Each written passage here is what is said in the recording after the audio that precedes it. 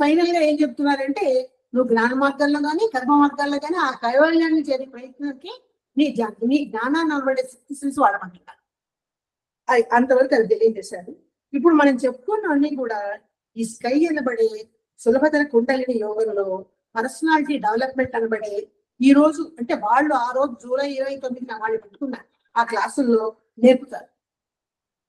ఈ పెయిన్ ఎలా తప్పించుకోవాలి, సఫరింగ్ ఎలా తప్పించుకోవాలి, ఈ బాధ ఎలా పోగొట్టుకోవాలి, ఆ ప్లెజరు, సంతోషము, బ్లిస్, ఎక్స్టెన్స్ ఎలా పొందాలి, ఆ పర్సనాలిటీ డెవలప్మెంట్ ఎట్లా చేసుకోవాలి, వీటన్నిటి కోసం కుండలిని యోగము అంటే ఏంటి అనేవన్నీ కూడా ఆ రోజు వాళ్ళు చేయబోయే క్లాసుల్లో లేదా మనకి ఇప్పుడు ఇక్కడ అందజేస్తున్నటువంటి సులభతర కుండలిని యోగం అనే క్లాసుల్లో మనకి నేర్పుతారు అనమాట.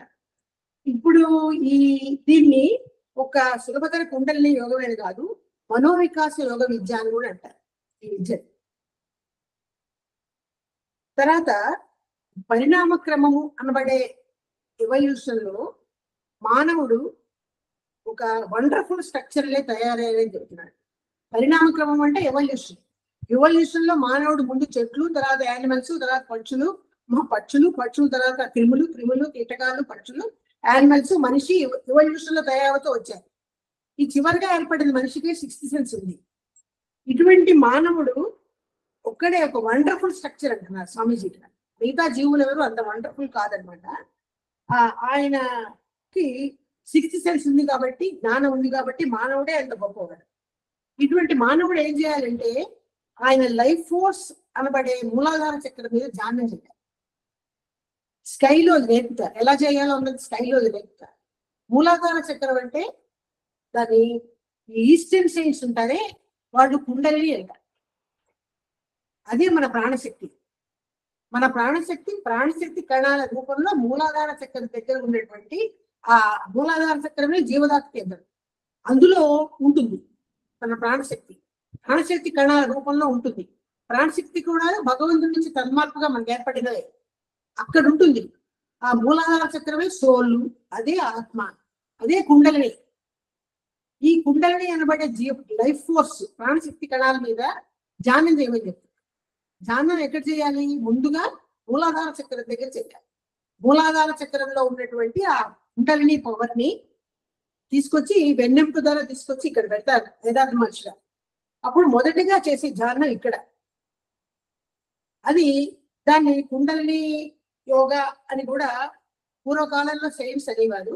ఇప్పుడు వేదాంత మహర్షి దాన్ని సులభతర కుండలిని యోగం అంటున్నారు. ముందుగా అక్కడ ధ్యానం చేయాలని చెప్తున్నారు. ఈ ధ్యానం చేయడం వల్ల ఏమవుతుందంటే నెమ్మదిగా భగవంతుడి గురించి తెలుసుకోవడము, నేను ఎక్కడి నుంచో బయలుదేరాను, ఎక్కడ పుట్టాను, నా మాతృస్థానం ఏంటి. నా మాతృస్థానం అంటే నా తల్లిదండ్రులు కాదు, నా తల్లిదండ్రులు మన తాత ముత్తాతలు అందరూ మొదటి మానవుడి నుంచి వచ్చారు. మొదటి మానవుడు యానిమల్స్, పక్షులు తర్వాత వచ్చాడు. యానిమల్స్, పక్షులు, వృక్షాల తర్వాత వచ్చారు. వృక్షాలు ప్రాణశక్తి కణాలు లేదా శక్తి కణాలు అనబడే కణాలు భగవంతుడి యొక్క చలనం వల్ల, ఆయనలో ఉన్నటువంటి సంఘర్షణ వల్ల, ఆ ఒత్తిడి వల్ల అక్కడ ఏర్పడ్డాయి శక్తి కణాలు. నిరాకార రూపమైన భగవంతుడిలో ఉన్నటువంటి ఒత్తిడికి ఏర్పడ్డాయి శక్తి కణాలు. ఆ శక్తి కణాలే ప్రాణశక్తి కణాలుగా మానవుడి వరకు విస్తరించి వ్యాపించి వచ్చాయి. ఆ శక్తి కణాలు మనలో ఎక్కడున్నాయి? మూలాధార చక్రం అనబడే ఆ జీవధాతు కేంద్రం అనబడే మూలాధార చక్రం అన్నా, సోల్ అన్నా, ఆత్మ అన్నా, జెనెటిక్ సెంటర్ అన్నా ఒకటే. అక్కడున్నాయి మన ప్రాణశక్తి కణాలు, అక్కడున్నాయి. కాబట్టి అక్కడ మనల్ని ధ్యానం చేయడం వల్ల నెమ్మదిగా నువ్వు భగవంతుడు అంటే ఏంటో, ఈ సృష్టిలో అంతా భగవంతుడు ఎలా చేశాడో, ఆ సృష్టి యొక్క రహస్యాలు ఏంటో అవన్నీ కూడా తెలుసుకోగలుగుతారు. అక్కడ ధ్యానం చేయగలిగితే మనం అక్కడ మొదలు పెట్టాలి. ఇప్పుడు మన యాక్చువల్ టాపిక్ లో ఏం చెప్తున్నారంటే మనిషికి అన్ని సదుపాయాలు ఉన్నాయి.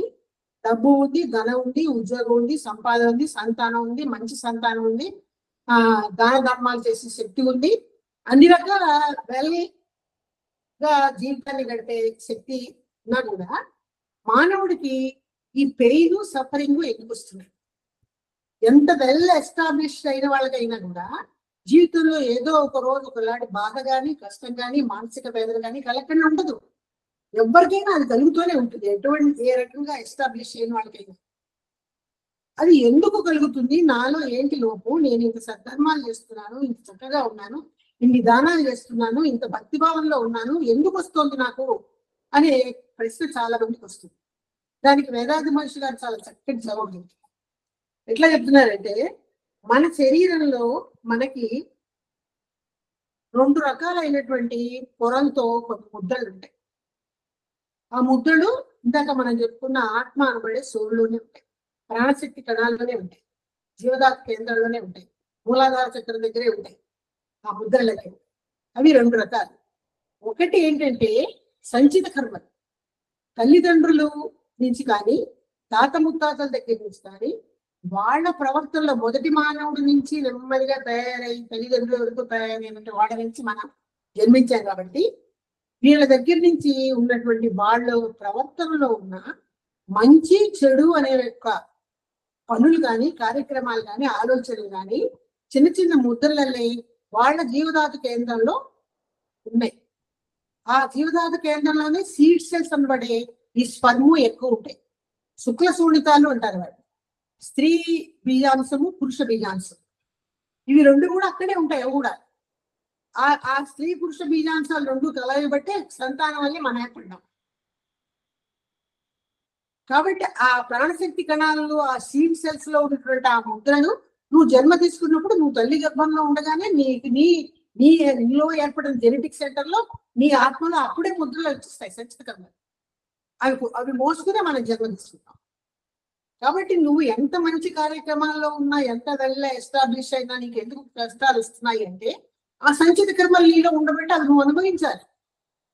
ఆ చెడు మంచి నువ్వు అనుభవించవలసి వస్తుంది. అంతేకాకుండా ఇంకోటి ఏంటంటే అదొక పొర, అదొక లేయర్.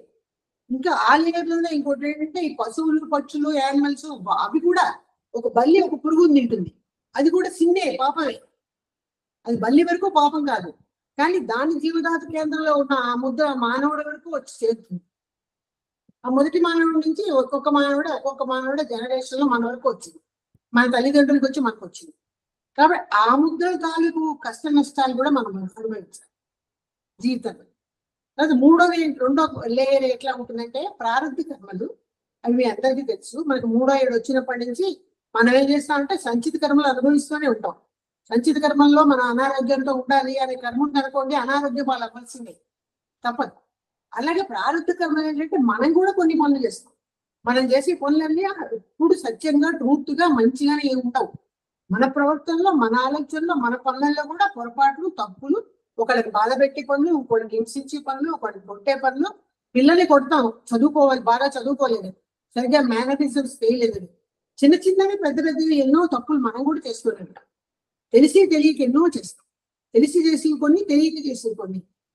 ఈ పాపాలన్నీ ఏమవుతాయంటే ఈ మంచి కానీ చెడు కానీ ప్రారంభ కర్మల రూపంలో మనలో ప్రింట్ అవుతాయి సోల్లో. ఈ ప్రింట్ అయిన కర్మలు ఏం చేయాలంటే భవిష్యత్తు కాలంలో మన వృద్ధులు అయ్యాకో, పెద్దవాళ్ళు అయ్యాకో భవిష్యత్తు కాలంలో ఆ కర్మ తాలూకు ఫలితాలు కూడా మనం అనుభవించాలి.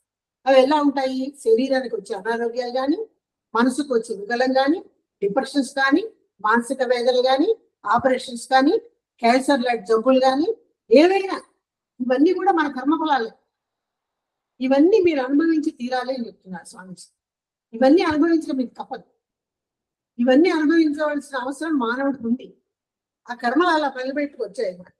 కొంతమంది మనుషులు ఏం ఇస్తారంటే, నేను ఏ పాపం చేయలేదు, నేను పూర్తి ఆరోగ్యంగా ఉన్నాను, నాకేం కర్మలు లేవు, కర్మఫలాలు ఏమీ లేవు, ముద్రలు ఏమీ లేవు, ఐఎమ్ సో హెల్దీ, నా మనసుకే వికలత్వం లేదు, ఐఎమ్ సో పర్ఫెక్ట్ అని అనేవాళ్ళు ఉంటారు. దానికి స్వామీజీ జవాబు చెప్తున్నారు, ఒక విత్తనం మనం నాటినప్పుడు అది మొదటగా పెరగడం మొదలు పెడుతుంది. చిన్న కాండం వల్లే, భూమి వల్లే, రేడకెళ్ళలే అటు వేరు ఇటు కాండం వస్తాయి. తర్వాత చిన్న మొక్క అవుతుంది. ఆ తర్వాత చిన్న చిన్న ఆకులు వస్తాయి. అది పూర్తి వృక్షం కాదుగా, పూర్తి వృక్షం కాదు. అప్పటి వరకు అప్పటికి ఆ టైంకి అది అంతే.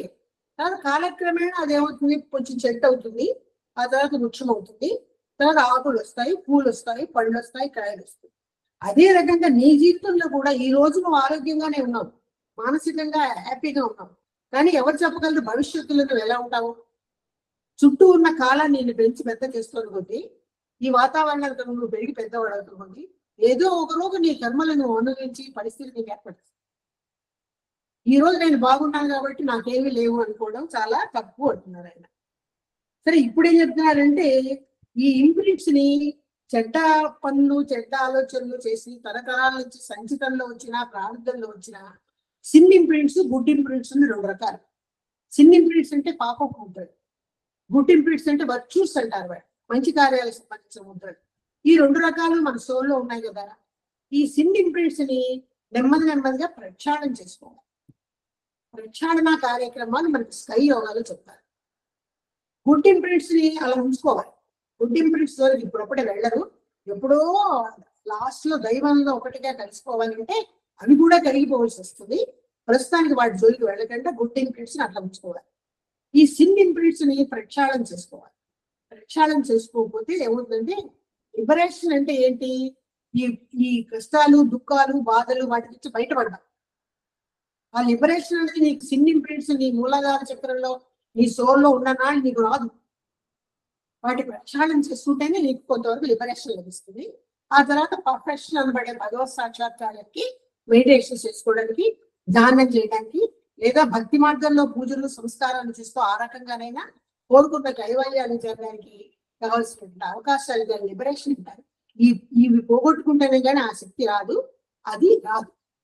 దాన్ని ఎలా పోగొట్టుకోవాలి అన్నది మనకి ఇక్కడ చెప్తారనమాట. పోతే ఈ ఇంప్రింట్స్ పోగొట్టుకోవడానికి మనకి 4 లేదా ఒక 5 మార్గాలు. సిన్ ఇంప్రింట్స్ పోగొట్టుకోవడానికి, సిన్ ఇంప్రింట్స్ పోతేనే మనకి పెయిన్ తగ్గుతుంది, రోగాలు తగ్గుతాయి, మనసు ప్రశాంతంగా ఉంటుంది, జబ్బులు రాకుండా ఉంటాయి. సిన్ ఇంప్రింట్స్ ని తొలగించుకుంటేనే అవి ఉన్ననాడు అవన్నీ అనుభవించవలసిందే, ఏదో ఒక రకంగా అనుభవించవలసిందే. అవి పోగొట్టుకోవడానికి ఏం చేయమంటున్నారంటే ఈ స్కై అనబడే సులభత కుండలిని యోగంలో ఒక 4 అంశాలుగా అది మనకి నేర్పుతారు. 4 అంశాల్లో మొదటి ఏంటంటే మెడిటేషన్ అంటే ధ్యానం. ధ్యానాలు ఎలా చేయాలి, వాటి ద్వారా నీ పాపాలు ఎలా పక్కకి వెళ్ళిపోతాయి అన్నది ఒక లెవెల్లో నేర్పుతారు. ఈ పర్సనాలిటీ డెవలప్మెంట్ లో కానీ ఇంట్రాస్పెక్షన్ క్లాసెస్ అని మన స్కై సెంటర్స్, ప్రతి ఊళ్ళోనూ ఎన్నో స్కై సెంటర్స్ ఉన్నాయి. మీరు ఏ స్కై సెంటర్కి వెళ్ళగలిగినా అక్కడ వాళ్ళు ఇంట్రాస్పెక్షన్ క్లాసెస్ ఇస్తారు. ఆ క్లాసుల్లో ఇవన్నీ నేర్పుతారు. మెడిటేషన్ ఎలా చేయాలి అనేది, ఆత్మ పరిశీలన ఎలా, ఒకటి ధ్యానము, రెండోది ఆత్మ పరిశీలన, మూడోది జీవన తత్వము, నాలుగోది ఫిజికల్ ఎక్సర్సైజ్.